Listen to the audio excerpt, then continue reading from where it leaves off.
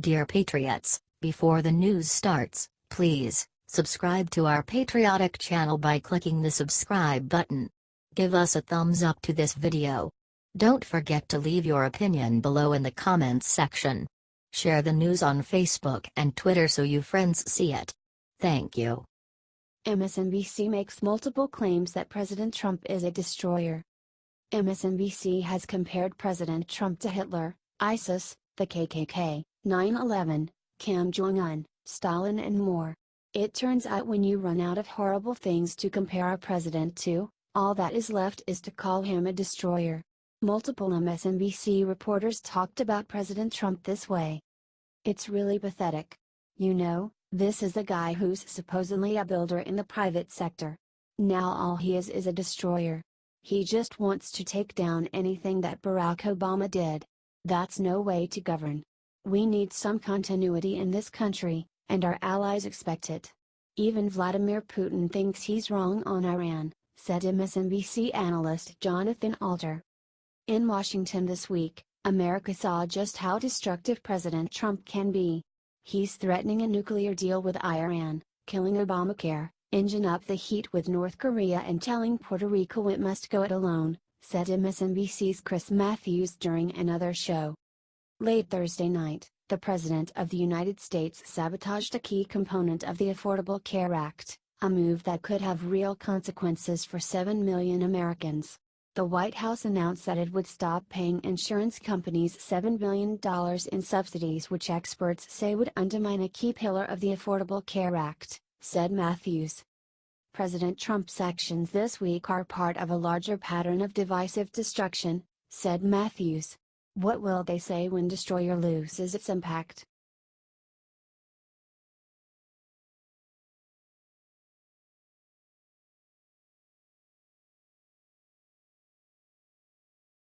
John McCain makes vicious attack against President Trump, Kellyanne handles him with class.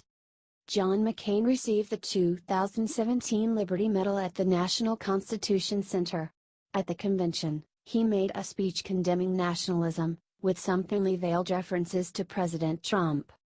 To fear the world we've organized and led for 3/4 of a century, to abandon the ideals we advanced throughout the globe, to refuse the obligations of international leadership, and our duty to remain the last best hope of Earth, for the sake of some half-baked, spurious nationalism, cooked up by people who would rather find scapegoats than solve problems, is as unpatriotic as an attachment to any other tired dogma of the past that Americans consign to the ash heap of history, said McCain. McCain is apparently against America First now.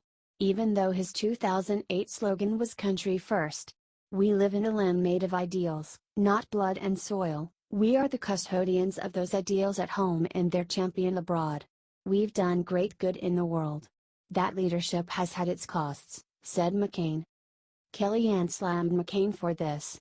Well, I just don't see that in the president's agenda or in his philosophy. His moorings are conservative, and he is governing as a center-right president who believes that we pay too much in taxes, that we're overregulated, that we have not taken terrorists seriously, said Kellyanne. We've not even been willing to call them terrorists for the last however many years. This country is safer and more prosperous under President Donald Trump.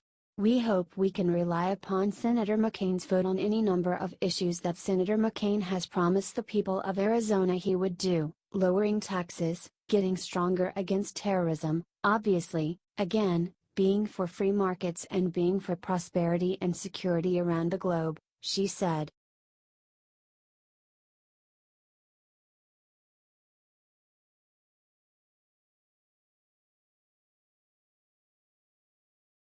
Kaepernick attacks President Trump in massive lawsuit. Kaepernick just created a lawsuit attacking President Trump. According to Kaepernick's attorney, Mark Dragos, there is a statistical impossibility that Mr. Kaepernick has not been employed or permitted to try out for any NFL team since the initiation of his free agency period. There's no way he could just be a bad player according to the suit. The lawsuit is against the NFL, and it names President Trump as a conspirator. The owners of respondent NFL teams have been quoted describing their communications with President Trump, who has been an organizing force in the collusion among team owners in their conduct towards Mr. Kaepernick and other NFL players. Owners have described the Trump administration as causing paradigm shifts in their views toward NFL players, it says. On or around September 22, 2017, during a campaign rally speech in Alabama, President Donald Trump referred to NFL players that knelt during the national anthem as sons of B.S., implying that Mr. Kaepernick was a son of a B, and demanded that NFL teams fire these players, it says.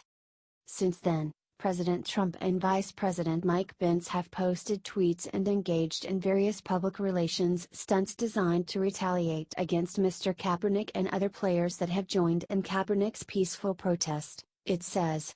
They are looking for up to $27 million in the lawsuit.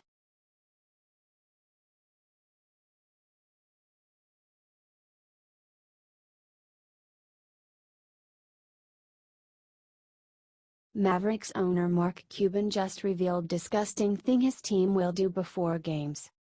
Shark Tank star and Mavericks owner Mark Cuban just exposed what he and his team plan to do before the start of basketball games. NFL players have been protesting the flag before games, and kneeling before the anthem. Some basketball coaches, like Greg Popovich, are saying horrible things about our country. At the same time, Hillary Clinton and other Democrats in the media are trying to claim that the NFL players aren't being disrespectful by kneeling. Billionaire Mark Cuban echoed a similar talking point to Hillary Clinton. What makes this country special is that we respect the people that disagree with us. We don't tell people how to think. That's what makes our flag special. It's not illegal to burn it. It's not illegal to stomp on it. You can find that abhorrent behavior. But the fact that they can do it makes us different than every other country in the world, said Cuban. He then revealed that although he will honor the flag, he will record players speaking their minds before the game. And that's what makes me so proud. We're going to honor the flag before a game. And like I told our guys, if they have something they want to say, we'll put them on the video and let them say exactly what's on their mind, so they control the narrative. Then the minute the ball goes up, all of that is forgotten and we play the game, said Cuban.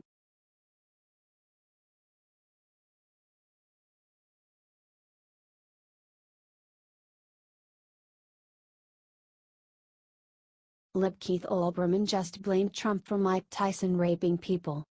Mike Tyson may have been a peerless boxer in his prime, but his excellence in the ring also came with unchecked aggression outside of it. Sadly, the troubled boxer ended up getting convicted of rape charges and spent time in jail. Ridiculously, liberal extremist and former ESPN host Keith Olbermann blamed Donald Trump for leading him there.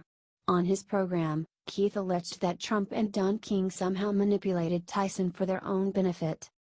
Said the loopy liberal in the introduction of his new book with the classy title "Trump is F***ing Crazy," King and Trump came into a situation that was seemingly permanently under control, disabled the brakes and busted the headlights and painted over the speed limit signs, and within a few years, Tyson was in prison, convicted of rape. Olbermann alleged that Trump supposedly prevented Tyson from engaging in healthy behaviors, such as taking the cocktail of medications that kept him surprisingly stable and unexpectedly kind and even sweet-hearted but harsh at his buzz, or sticking to a diet, or training, or not attacking people, or not giving away $200,000 cars to strangers. Continued Olbermann, who is not related to Tyson, strangely. The point of this book is to chronicle how Trump managed to get America to choose him to do to our country what Trump helped do to my cousin Mike. Have liberals like Olbermann officially run out of good lies to tell about Trump?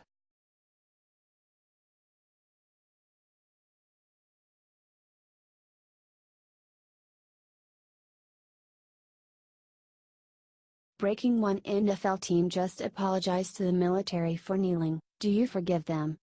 It is truly disgusting how many millionaire players on NFL teams protested during the national anthem in a fit of liberal hysteria. One team, at the very least, seems to feel deep remorse about the grave offense they committed in dishonoring members of America's military in this way. Before a game in London against the Baltimore Ravens, the players on the Jacksonville Jaguars went on one knee to show solidarity. Some players stood up as the anthem began to play, but others on the team remained kneeling. After some reflection, the players appeared to have second thoughts about what they did. Said the Jaguars in a statement, "We want to make it clear that we never intended in any way to show disrespect towards the U.S. military community, first responders, our flag, or our national anthem. We love and respect everyone who serves and has made sacrifices for the United States in the past, today and the future. That is especially true in our hometown of Jacksonville." Mark Lamping, the president of the Jaguars, later sent a letter to the Director of Military Affairs and Veterans in the city of Jacksonville to apologize for having insulted America's military this way. He stated that his team was remiss in not fully comprehending the effect of the national anthem demonstration on foreign soil has had on the men and women who have or continued to serve our country. He added, "This was an oversight and certainly not intended to send a message that would disparage you, our flag or our nation. The notion never entered the minds of our players or anyone affiliated with the Jacksonville Jaguars, but today we can understand how the events in London on September 24 could have been viewed or misinterpreted." Lamping concluded, "We owe you an apology and hope you will accept it. Can the Jaguars be forgiven for this?